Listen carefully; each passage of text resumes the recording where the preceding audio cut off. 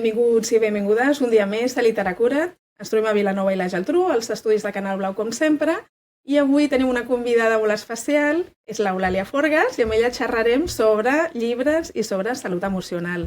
Benvinguda, Eulàlia. Moltes gràcies. Benvinguda. Gràcies. Primer et presentarem una miqueta. L'Eulàlia és psicopedagoga, amb una llarga trajectòria en aquest àmbit educatiu. Actualment, i ja fa uns quants anys, forma part de l'equip directiu de l'Institut Dolors Mallafré d'aquí de Vilanova i la Geltrú. És la coordinadora pedagògica. Però no només desenvolupar aquesta tasca, perquè en un institut de secundària hi ha moltíssima feina, oi, Eulàlia? Moltíssima. No s'acaba mai. Doncs et farem la primera pregunta que sempre fem als nostres convidats. Sempre obrim preguntant si tu creus que la literatura pot influir en la salut emocional d'infants i joves. I si és així, de quina manera? Jo crec que és evident que sí, que la literatura pot influeix a la vida de les persones i, per tant, com que influeix a la vida de les persones, influeix a nivell de la salut emocional.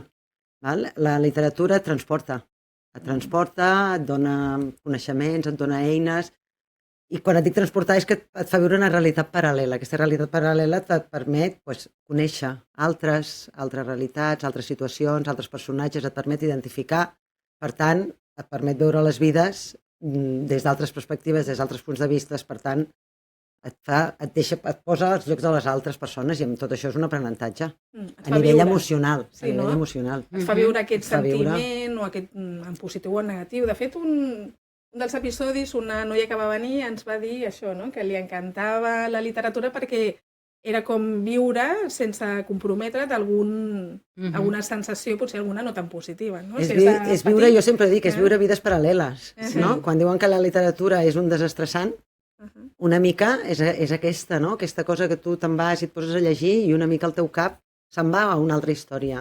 No? Després depèn de quin tipus d'històries llegeixis o t'agradin, perquè després tot depèn del que en tu t'ompli o en aquell moment estiguis, doncs evidentment t'enriqueixes d'una manera o d'una altra. Però en tot cas, la literatura sempre enriqueix. Sí, sempre. Sí. És com una mena de simulador de proves, no? O sigui, com quan somiem que estem simulant situacions possibles, no? I... Clar, veus altres realitats, altres maneres d'afrontar problemes, d'afrontar situacions. Si ja parlem més de l'àmbit emocional, doncs experimentar, no? Situacions, manera de resoldre certs conflictes. Bueno, et veus d'una altra manera. Molt bé. I sempre la pregunta que sempre fem és si hi ha cap llibre a tu, en la teva infantesa o adolescència, que et marqués especialment. Jo un dia parlava amb la Raquel i jo a la meva infància llegia, perquè a més estava en una escola on es potenciava bastant la lectura, però no tinc una obra de referència de literatura infantil. A mi em dius els Oden Pitos, sí, perquè és el que sempre et sona, no? Però no em sento jo com a identificada o que em fes reviure certs aspectes. Jo no era una gran lectora i a l'adolescència vaig començar a llegir d'una manera que fa una mica de vergonya, però literatura, perquè literatura molt bàsica i literatura amb unes temàtiques molt tontes, no? Molt adolescents. Molt adolescents. Home, però tots l'hem passat, clar, no? Aquest moment. Però, clar, que dius ara, doncs no posaria aquest llibre, no? Sí.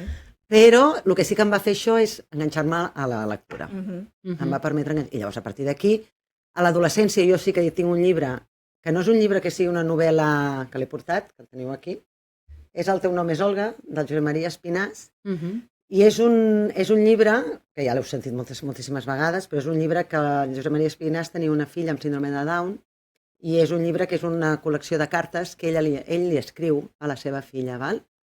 A mi aquest llibre sí que em va fer canviar, perquè jo m'he dedicat molts anys a l'educació especial i és un llibre doncs, que quan jo estava estudiant i això em va fer de dir, jo vull.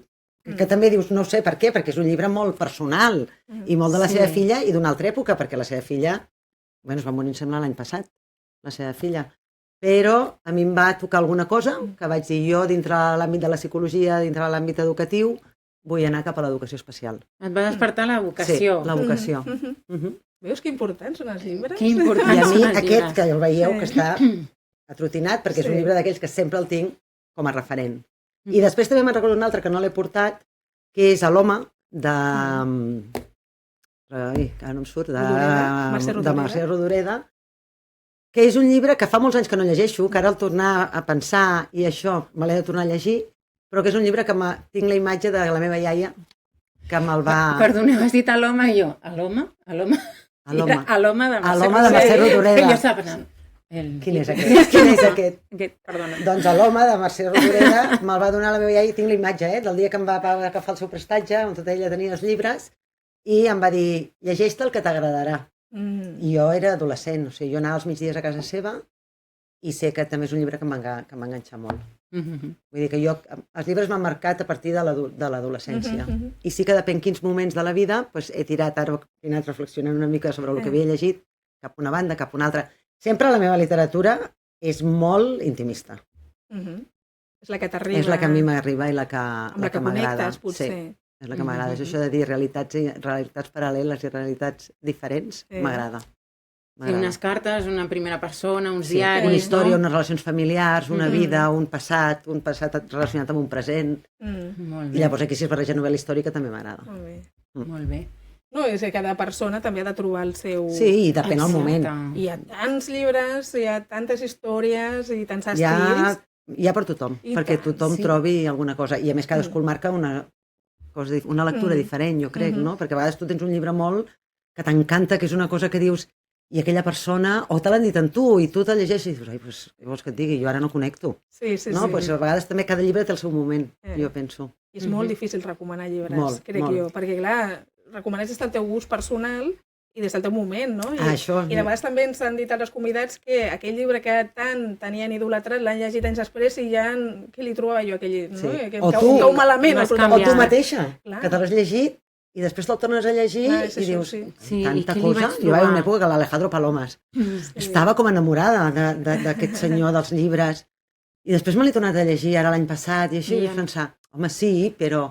Ja, no és el mateix. Tanta depressió. No? No sé, mira, va en un altre moment, és que és molt depèn del moment de cadascú quan llegeixes. Bueno, que hi ha moltes queixes també de que es publica massa, no? Sabeu, el vell debat de si es publica massa o no es publica massa, però també és bo tenir aquest ventall per poder triar, no? Perquè evidentment no ens ho podrem llegir tot, perquè és impossible, però tens un ampli ventall on poder triar. Poder escollir.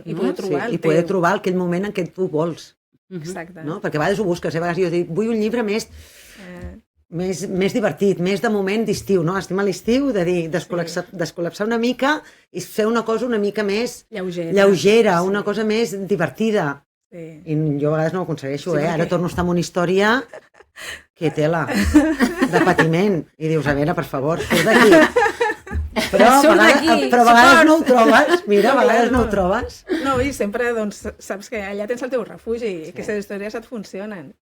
I també ens agradaria saber si creus que la lectura pot ser una eina de prevenció de problemes emocionals o de comportaments de risc entre els adolescents. Sí, el món de l'adolescent és molt complicat, val? Però jo crec que sí, perquè, evidentment, el fet de veure, d'experimentar, és una experiència que no viscuda, però sí llegida i sí entesa i sí reflexionada, no? I des d'aquest punt de vista, doncs ells experimenten o poden veure diferents maneres d'abordar certes situacions que tendeixen a unes conductes o a uns resultats no massa satisfactoris i poden veure com es poden afrontar d'una altra manera certes situacions amb una manera molt més satisfactòria. I per tant això els identifica amb el que els hi pot estar passant en aquell moment i per tant els hi pot donar eines i estratègies per dir cap on o cap a quina banda o si més no, els hi dona eines perquè a vegades la literatura, quan parles a nivell d'educació emocional, no és qüestió de que et doni unes eines per dir em passa això, vull fer allò, perquè és molt més complicat que tot això, no? Però sobretot es tracta de validar allò que sents o allò que et passa, no? Perquè moltes vegades posem la frontera i dir això no està bé i a vegades dir això no està bé, doncs molt bé, però i què fem? No? A vegades sentir és completament lícit, sentis el que sentis i acceptar-ho és el primer pas de dir, home, doncs tampoc no soc tan estrany, no? I a vegades amb els adolescents els hi passa molt aquestes coses, a vegades segons que senten els hi fa por com a sentir-ho, no? I a vegades no senten res tan estrany, sinó que...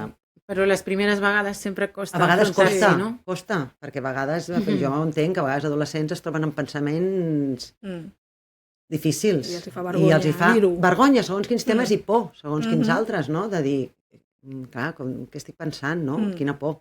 no? Processos d'ansietat, que a vegades ni els grans moltes vegades entenem, no? Pues imagina't amb un cap adolescent encara és més complicat. Pues si jo, d'una manera lleugera, ho troben en un llibre, que després dius receptes, és a dir, hi ha un nano que està en un procés d'ansietat, recomanar algun llibre, perquè és molt difícil, jo no sóc molt partidària d'això, perquè tampoc no hi ha llibres que identifiquin concretament una cosa, sinó que dintre dels llibres hi ha experiències diferents, i llavors cadascú pot extreure'n segons el moment que estigui vivint.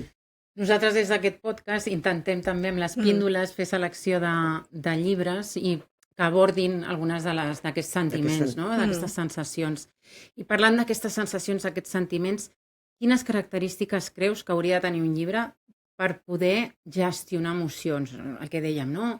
Ansietat, tristesa...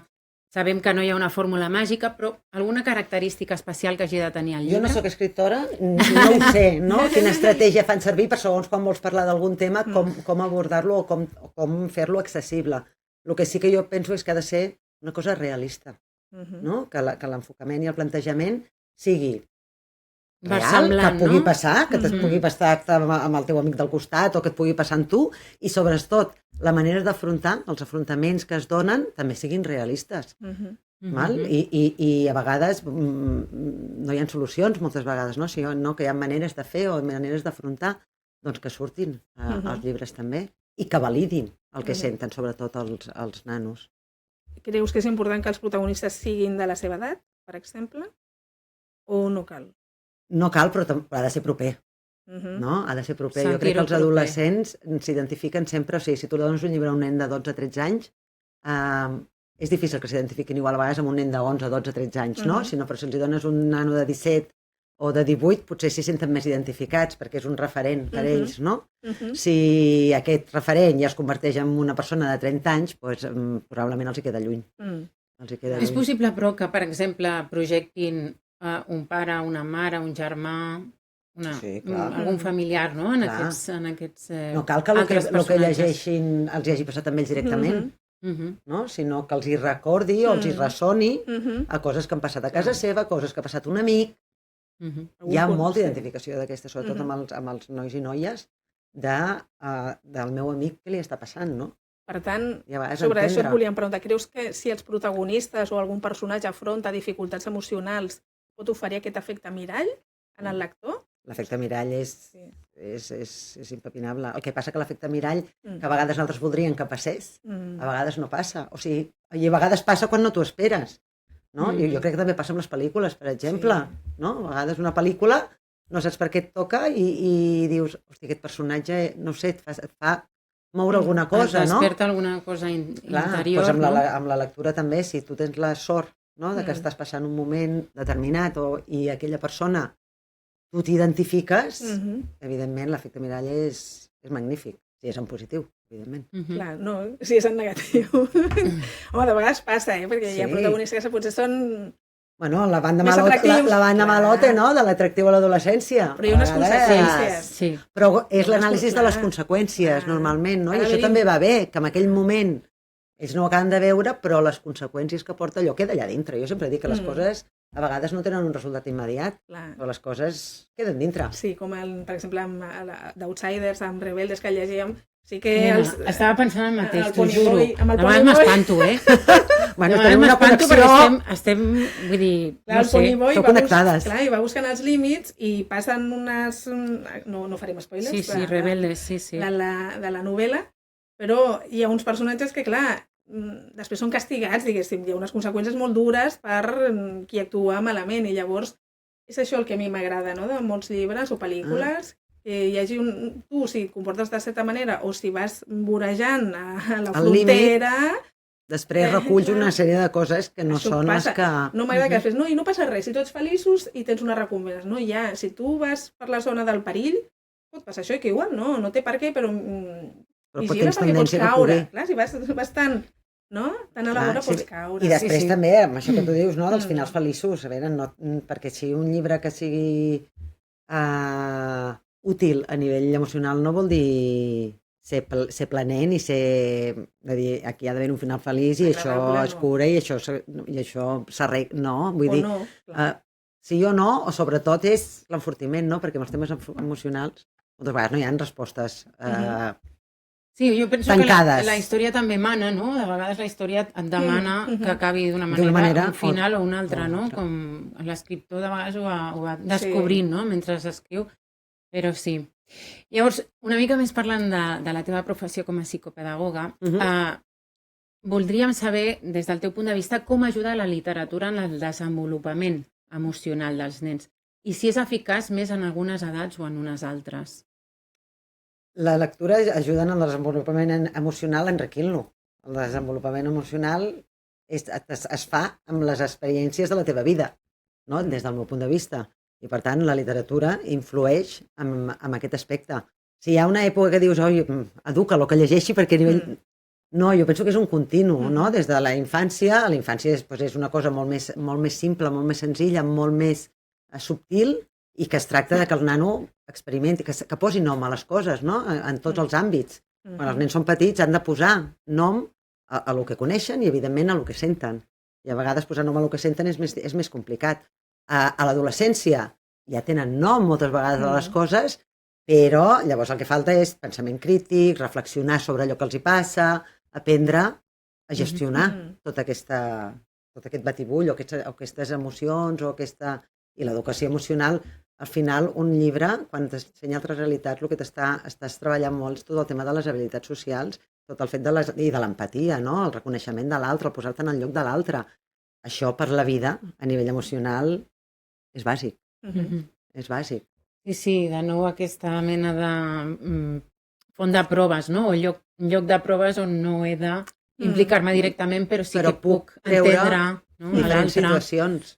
Sí, perquè de vegades hi ha moltes persones, nois o noies, que són molt lectors i potser no són persones tan socials, no? Perquè la vida social o les xarxes socials s'atreuen molt de temps per llegir, pel que sigui. De fet, aquelles persones que quan són nens i nenes llegeixen molt, quan tenen ja un grup social, no? El seu grupet d'amics, de sortir, de quedar, de xarxes socials, ja no llegeixen tant, perquè moltes vegades ens ho diuen els pares, oi? Amb l'adolescència... Clar, llegia molt i ara no llegeix. Dic, bueno, si llegia ja hi tornarà. Però clar, ara té molta competència a la lectura, no? Sortim amb amics i totes aquelles persones potser que es queden més a casa llegint no tenen tanta vida social o no tenen ni mòbil. Poden dedicar més temps a la lectura i s'enriqueixen d'una altra manera, també. També és difícil, jo penso que tenim un repte per endavant, perquè amb l'adolescència hem perdut una mica la partida. I per mi la literatura és... I jo tinc 2 fills, i a mi m'han vist amb un llibre a les mans tota la vida, perquè jo, a més, no he passat a les xarxes a nivell o plataformes de sèries i tot això. Jo he continuat amb els llibres. Filla meva, jo perquè vegi que agafin un llibre ha de passar... Sí, és que tenim molta pressió. Hi ha molta competència, hi ha molta rapidesa, i aquesta lentitud que produeix la lectura, que per mi és tan bona, perquè produeix això, quan jo he dit la literatura és un desestressant, no? Perquè és així, perquè és una pausa, però ells no, aquesta pausa, ells no, de moment no la toleren. Per què? Perquè estem en un món una miqueta accelerat. Que corre i que tot va molt ràpid. Sí, és així. I necessites també un esforç. Llegir és un esforç. Sí. En canvi, pots damunt d'una pantalla, una pel·lícula, un vídeo, el que sigui, t'ho donen tot fet. Estem a la tiktokació de la societat en tots els sentits, perquè és terrible. I del TikTok, sobretot, d'aquest tipus de... Aquesta cosa ràpida, picada, perquè si tu diguessis, mira, no llegeixen però miren pel·lícules, et diria, mira, però és que no miren ni pel·lícules. Exacte, no poden aguantar una pel·lícula. Perquè una pel·lícula els hi costa. Costa molt. Nosaltres érem la generació del zapping amb la tele, i ells són la generació del TikTok, que són 15 segons. Aquesta cosa, no? Això tan ràpid, no hi pot haver una reflexió. A mi és el que em fa una mica patir, no? A vegades, que tot és com a molt... No poden interioritzar moltes coses, o el que poden interioritzar és molt simple, és molt bàsic. No hi ha un pensament de reflexió, un pensament crític, no saben, entren, són coses que entren i tu no saps. Ja tenim un altre enemic, també, en aquest sentit, la intel·ligència artificial. Bueno, una altra que acaba d'irrompre i és una altra batalla que tindrem. És una altra batalla. Elabora documents, xerra amb tu, fins i tot et dona consells psicològics. Et dona la raó. Et dona la raó tota l'estona. Et contesta preguntes, Sí. et resol enigmes que tu et puguis fer. I això És perillós, és molt perillós. I Sí. molts adults, això, jo penso, no se'n donen compte o no. No és que no se'n donin compte. Nosaltres que estem a educació, jo crec que és un repte, no?, de dir, això ja està aquí, i això es quedarà. Com ho fem? Perquè els nostres joves continuïn aprenent, perquè aprenent no vol dir aprendre's alguna cosa i saber-la. Aprenent vol dir aprendre a raonar, aprendre a elaborar, aprendre a produir. Val? I tot això és el que la intel·ligència artificial els hi resol. I ho tenen, perquè és que els adults ho fem servir. Sí, I llavors ells... L'entrenament mental és tan important com el físic, no? Llavors, la intel·ligència artificial de vegades ens priva d'aquest entrenament mental. L'entrenament mental no hi és, ara. No hi és. Patirem. No ho sé. Bueno, ens Però posem mira, dramàtics. ens posem dramàtics. Sí, hi ha a Londres una llibreria, cafeteria, on es recepten, si entre cometes, poemes segons el teu estat d'ànim. Els llibres, a més, no estan organitzats per ordre alfabètic, sinó per sensacions i estats d'ànim. Què et sembla aquesta iniciativa? Tu vas allà, entres i dius, no vas a buscar un autor, no vas a ordre alfabètic, sinó per estats d'ànim. Vull un llibre alegre. Mira, per això és el que us deia jo abans. Exacte. Que potser m'aniria bé de dir, ara necessito alguna cosa, no?, d'alegria. Em sembla original. Em sembla original. I em recorda molt a la música. No? La música, et diuen que la música... Tu escoltes música segons el teu estat d'ànim, no? I vas a buscar un tipus de música o un altre. Doncs seria el mateix, no? Jo entro a una llibreria i dic, mira, vull recrear-me amb això, no? Doncs cap on vaig? Vull viure, estiu, alegria. Cap on te puc anar? Sí, són com les llistes de Spotify, no? Però les llistes de llibres... I a vegades potser amb els adolescents els aniria bé. Clar. Perquè potser els hi seria fàcil de dir jo vull llegir alguna cosa que m'expliqui la història de no sé què. Doncs seria més fàcil a vegades recomanar-los algunes lectures. És cert. Bé, se'ns està acabant una miqueta el temps, en queden uns 4 minutets, però tenim temps per un parell més de preguntes. Parlem de la lectura compartida i de la lectura en veu alta. I creus en aquest... Crec, i en el moment que estem vivint, jo crec que és dels pocs recursos que tenim. Perquè si hi ha alguna cosa jo veig, jo faig de profe també a l'institut, i si hi ha alguna cosa veig i a vegades encara m'emociona, és quan fem una lectura compartida que volen llegir. Volen llegir, i avui no llegim, Eulàlia, avui no llegim. Dius, no, llegim un dia a la setmana, ja tornarem... I els hi agrada i s'enganxen, no? Que llavors dius, per què no poden fer això a casa seva? No? Però a mi m'agrada molt. A mi m'agrada molt perquè ells es queden enganxats i perquè això porta a parlar, i als adolescents si alguna cosa els agrada és connectar i parlar. Però parlar va molt bé, en tots els aspectes, sobretot quan et dediques a llengua, no? Estàs treballant expressió oral, català, educació emocional, perquè a més, tot això, no fer preguntes obertes quan has llegit un fragment que remogui certes coses, va molt bé. Sempre has de tenir, evidentment, a vegades depèn, a vegades quins grups tens i dels temes que vulguis parlar, no? Sempre s'ha de garantir la confiança i el respecte, perquè si no, l'adolescent es queda hermètic, es queda tancat, però el que els hi dones aquesta confiança, i sobretot si no va amb ells, o sigui, que es poden identificar amb una altra persona, però et donen la seva opinió personal, per tant... A mi m'agrada molt la lectura compartida. No se n'estan bé. Sí, i ens funciona també com a profes, no? Sí, i tant. I a més de marxants has portat algun altre llibre? Si ens pots dir quins són? Sí, us he portat 2 llibres, però que no són llibres especialment bons, però... Però a tu t'agraden. Però a mi m'agrada. I no són llibres vells. Això és l'important. Són llibres molt vells, perquè he posat una llista aquí de llibres potser més nous, però l'estiu que comença és un dels llibres. La Sílvia Soler és una escriptora que té molts llibres i a nivell emocional toca, jo penso que és una escriptora que toca molt, no? I amb l'estiu que comença és un llibre que jo me'n recordo de plorar. Però de plorar... A llàgrima viva, com quan mires una pel·lícula, val? I de dir, ostres, com m'ha tocat, no? Ara he escrit el segon, el Col Fort, i també és una història molt bonica. No li importa perquè jo també a vegades he passat el llibre electrònic. Va estar signant aquí a Vilanova, va estar signant per Sant Jordi. Pues és un llibre també de tota una història d'una dona, no? I de tota la seva vida també molt bonic. I a Travada al mirall, que abans que dèiem efecte mirall, val? No és ben bé el mateix, però sí que és un tema de les Gemma Lienas i parla molt molt lleuger, però molt profund al mateix temps, del tot el tema de la violència psicològica, de gènere, però a nivell psicològica. Val?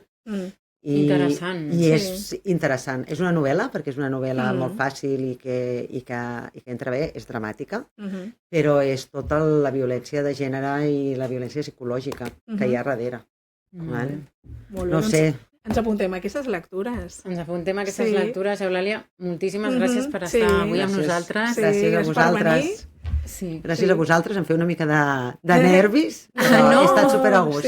Doncs t'hem notat super suelta i super relaxada. Perquè m'heu fet sentir molt bé. M'ha estat a gust. Sí, i tant. Ens agrada. Molt bé. Bé, i nosaltres ens tornem a trobar en el proper Literacura i moltes gràcies per ser aquí. Fins al proper episodi.